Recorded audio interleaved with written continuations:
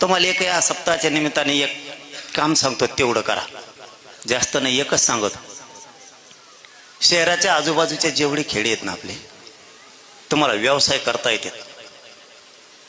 खेड्यातल्या पोरांनी जर दारूपासून लांब गेलं आणि रोज जर कष्ट करायला लागले तर शहरात कमवायला खूप तुम्हाला व्यवसाय.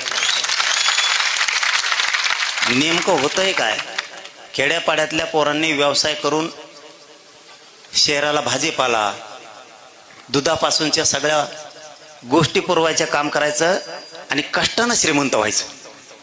पण शहराच्या आजूबाजूचे माणसं काय करतात, जास्तीत जास्त दारू पितात. सगळ्यात महत्वाचं या सप्त्याच्या निमित्तानं आज एक मंत्र घ्या. इथं बसलेल्या एकाही माणसानं उद्यापासून दारू प्यायची नाही, बंद.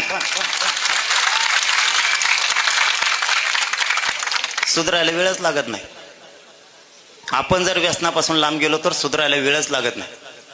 तुमची तर पेत आहेत का? आणि इतके जण विचारलं तुम्ही कशाला हा म्हणता? मावशी हो, तुम्हाला एक काम सांगतो, तेवढं करा. करतान का? मी तुमच्या लेकरा बाळासाठी मरायला सुद्धा भेट नाही. मी साधं काम सांगतो, तेवढंच करा फक्त. इकडे बे मावशा नाही, तुम्ही म्हणता आम्हाला सोडून दिलं काय? यांच्या दारू प्यायच्या बंद करा.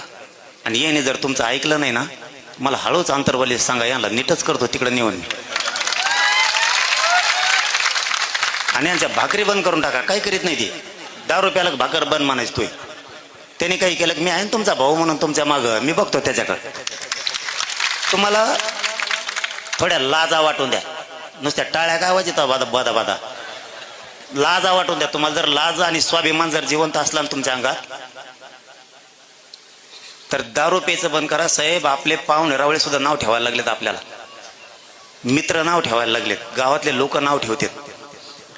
आणि जेव्हा बाप सकाळी घरातून बाहेर गेला ना, संध्याकाळी कशा अवस्थेत येईल हे सगळे टेन्शन मध्ये कुटुंबाने लेकरं बाळ असतात आपले.